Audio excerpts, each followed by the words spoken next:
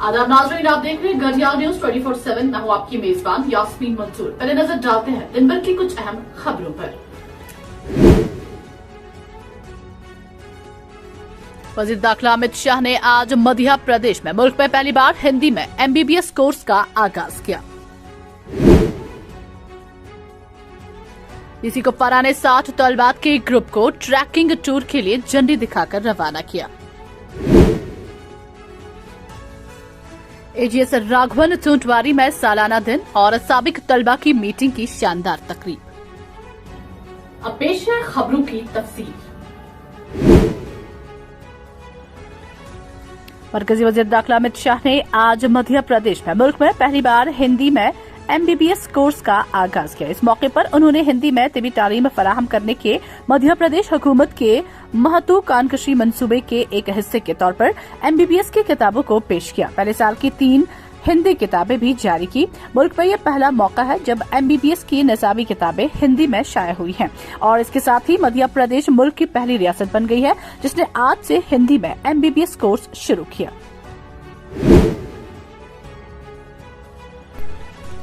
हमारे नुमाइंदे बट मुजफ्फर की रिपोर्ट के मुताबिक डिप्टी कमिश्नर कुपवारा ड्योफोडे साखर दत्तात्रेय ने आज 60 स्कूली लड़कियों के एक ग्रुप को डीसी ऑफिस कुपवारा से ट्रैकिंग टूर के लिए youth services and sports and education के अफसरान की मौजूदगी में झंडी दिखाकर रवाना किया। इस मौके पर डिप्टी कमिश्नर ने उन तलबा से बातचीत की जो मुहिम पर जाने के लिए पुरजोश नजर आ रहे थे। डिप्टी कमिश्नर ने ट्रैकिंग तलबा से फराहम की जाने वाली सहूलियात के बारे में भी दरियाफ्त किया।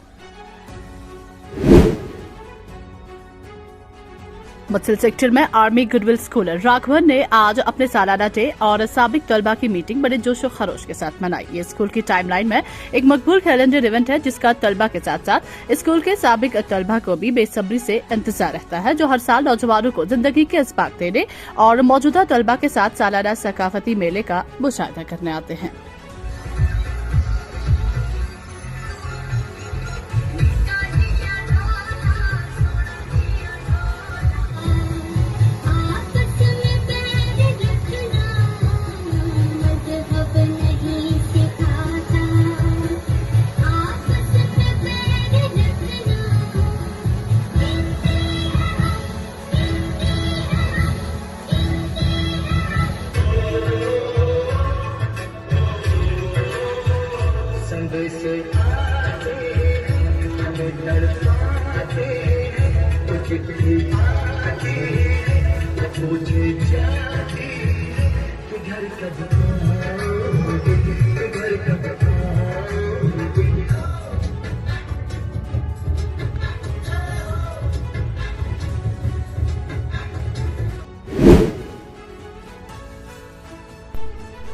हमारे नुमाइंदे आदिल अब्दुल्ला की रिपोर्ट के मुताबिक महकमा देही तरक्की के डायरेक्टर इमामदीन ने आज नेसबल और चंद्रागीर पंचायतों का दौरा करके जारी तरक्याती कामों का जायजा लिया और अवामी दरबार का भी इनेकाद किया। RDD के डायरेक्टर इमामदीन के साथ ACD बालीपुरा, BDOs, रेवेन्यू अफसरान और मुख्तलिफ महकमों के दीगर अफसरान भी मौजूद थे। नेसबल में दौरे के दौरान डायरेक्टर ने खुशी का इजहार करते हुए कहा कि एजाज याफ्ता सरपंच रतर महराज ने पंचायती बुनियादों पर कई तरक्याती काम किए हैं और माशाल्लाह यहाँ के सरपंच साहब जो है अवार्ड याफ्ता भी हैं। उन्होंने अच्छी प्लानिंग भी की है। अभी बैक टू विलेज की मैं बुक्स भी देख रहा था कि उसमें कौन कौन से काम उन्होंने उस वक्त प्रपोज किए हैं। तो ऑलमोस्ट मुझे लगा कि 80 से 90% काम जो है सभी एड्रेस हुए हैं, सभी डिपार्टमेंट्स ने किए हैं यहाँ पे काम। ये जब तक किसी कौम के अंदर कम्पिटिटिव जहन नहीं बनता है, कामयाबी को हासिल करने के लिए जो उसके अंदर जो रुझान नहीं बनता है, उसकी ज़मीर जो है वो जब तक नहीं खुलेगी तब तक वो जो है तरक्की की जो मंजिलें हैं वो तय करने के लिए अपने आप को कमर बस्ता नहीं कर सकता है। तो महराज साहब को हम मुबारकबाद पेश करते हैं और बाकी सरपंच साहिबान और पंच साहिबान से भी ये गुजारिश है कि भाई महराज की एग्जाम्पल को समझते हुए, इसको देखते हुए अपनी पंचायतों में भी एक वलवला अंगेज तब्दीली लाने की कोशिश करें। हमारा डिपार्टमेंट हमेशा उनके। हमारे नुमाइंदे बुरहान नजीर की रिपोर्ट के मुताबिक पंडित बरादरी के मेंबर के हालिया कत्ल पर एहतजाज करने वाले समाजी कारकुनों के ग्रुप ने हुर्रियत दफ्तर राजबाग श्रीनगर का बोर्ड हटा दिया।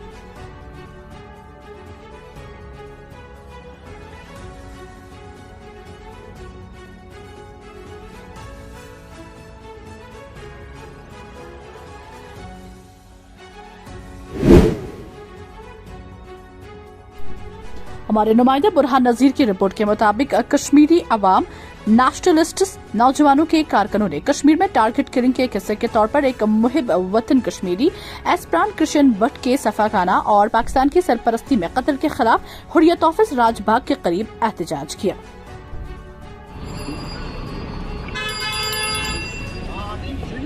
इसके हवाले हैं कि जो कश्मीरी पंडित पूर्ण कृष्ण भट्ट साहब को मारा गया है, उसके प्रोटेस्ट में हम आए हैं आज और कल भी था।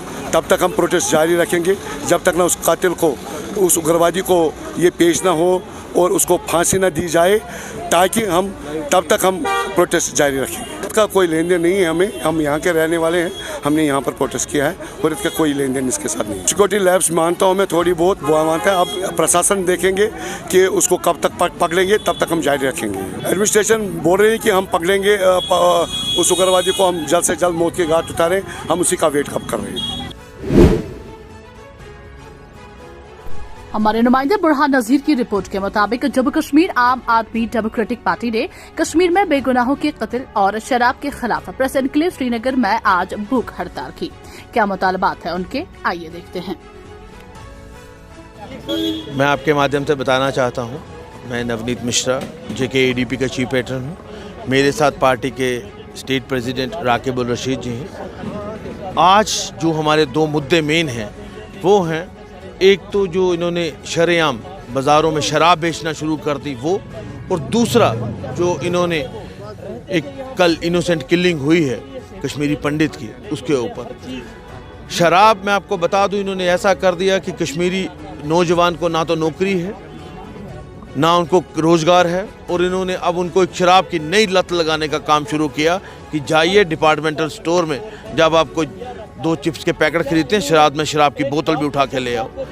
इन्होंने ये चीज़ जो है, ये एक बहुत ही गलत फैसला है और हम उसके ऊपर आज इसलिए बैठे हैं कि इसको रिवोक किया जाए।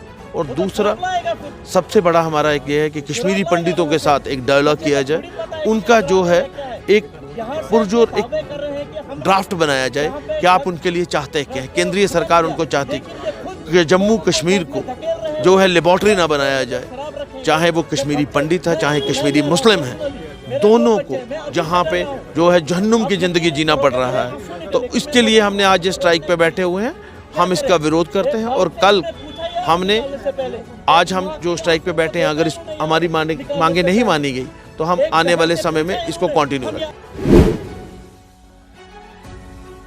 भारतीय जनता पार्टी के सीनियर लीडर जिला सदर किसान मोर्चा और सरपंच अब्दुल रशीद खान ने आज वदी कश्मीर में कश्मीरी पंडितों के कत्ल पर शदीद मजम्मत का इजहार किया और साथ ही जहाँ बाग होने वालों के लवाकिन से दिली हमदर्दी का इजहार किया। JKRS के लिए आदिल अब्दुल्ला की ये रिपोर्ट। मेरे ख्याल से ऐसा होना नहीं चाहिए। यहाँ पे जो 90 से आज तक जितनी भी किलिंग हो गई है, कश्मीरियों की किलिंग हो रही है, चाहे वो पंडित लोग हैं, चाहे वो सिख लोग हैं, चाहे वो मुस्लिम के लोग हैं, तो ये जितनी भी किलिंग यहाँ पे हो रही है ये सरासर गलत हो रहा है। ऐसा नहीं होना चाहिए। इंसानियत का कत्ल किया जा रहा है, इंसानों को मारा जा रहा है, कश्मीरियों को मारा जा रहा है। तो मेरे ख्याल से जितना भी ये कुछ हो रहा है सरासर नाइंसाफी और गलत हो रहा है। मैं इसकी मज़ामत करता हूँ, बड़ी मज़ामत करता हूँ, जोरदार मज़ामत करता हूँ।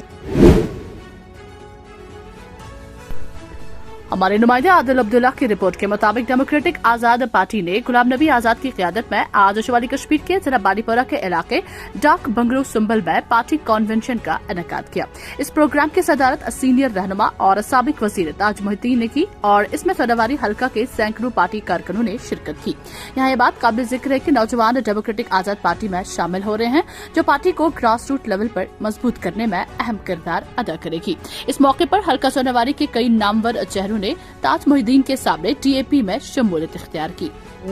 वो अपनी जगह ठीक, उनकी बात भी ठीक, मगर हमने उन बच्चों को राह रास्त पे लाना, क्योंकि इसका मतलब सिर्फ वोट, ये समझना चाहिए बच्चों को। और मुझे यकीन है कि वो समझ जाएंगे, वो समझ जाएंगे कि इस किस्म के बात के बाद ये जो मिलिटेंसी है इसकी उम्र बहुत कम हो, तो उनकी जान जो है इस पे लगी, वो छोड़ देगा। ये काम पॉलिटिकली होगा, बोली से नहीं बोली से होगा। तो ये काम छोड़ दें।